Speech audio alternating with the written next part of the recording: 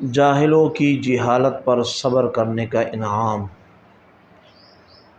شیخ المشائخ حضور داتا گنج بخش علیہ حجویری رحمۃ اللہ تعالی علیہ اپنی کتاب کشف المحجوب میں آپ نے یہ اپنا واقعہ لکھا ہے صفحہ نمبر 100 پر۔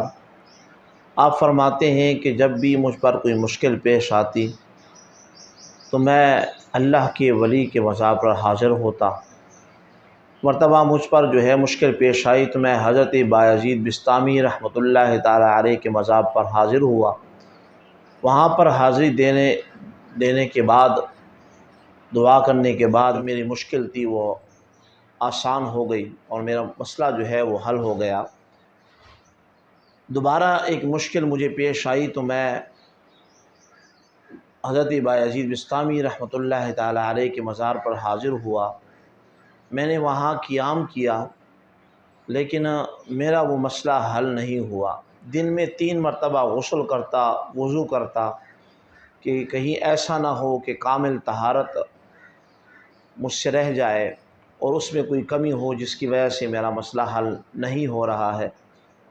لیکن اس کے باوجود بھی وہ میرا مسئلہ حل نہیں ہو پا رہا تھا۔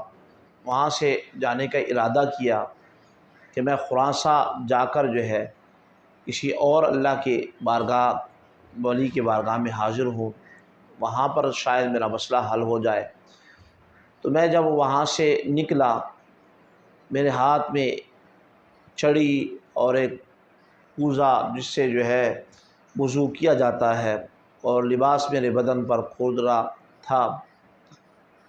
راستے میں ایک خانقاہ آئی جہاں پر میں نے رات بسر کرنا مناسب سمجھا۔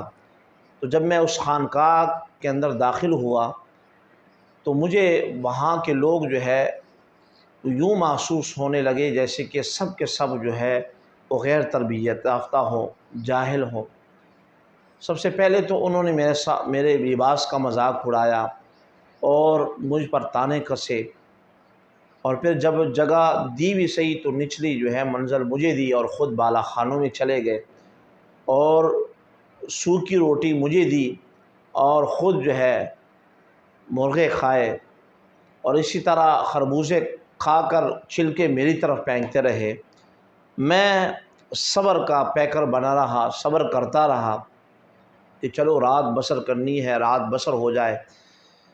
اللہ تبارک و تعالی نے ان جاہلوں کی جہالت اور ان کی آوازیں کسنے اور ان کا غیر مناسب رویہ اختیار کرنے کی سبب کی وجہ سے اللہ تبارک و تعالی نے وہ جو میری مشکل تھی وہ اس صبر کی وجہ سے اللہ تبارک و تعالی نے وہ مشکل آسان کر دی اور میرا مسئلہ وہ حل ہو گیا۔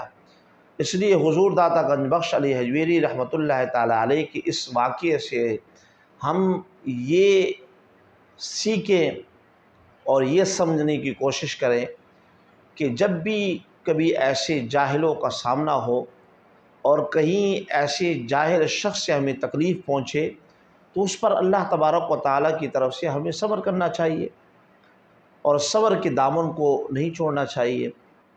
یعنی جاہلوں سے اعراض کرو، جاہلوں سے منہ پھیر لو، جاہلوں کی باتوں کو اپنے دل پر نہ لو، اور جاہل اگر بھی آپ کو ستائیں تو اس پر صبر اگر آپ کریں گے تو اس میں آپ کی ضرور وہ بلائی ہوگی۔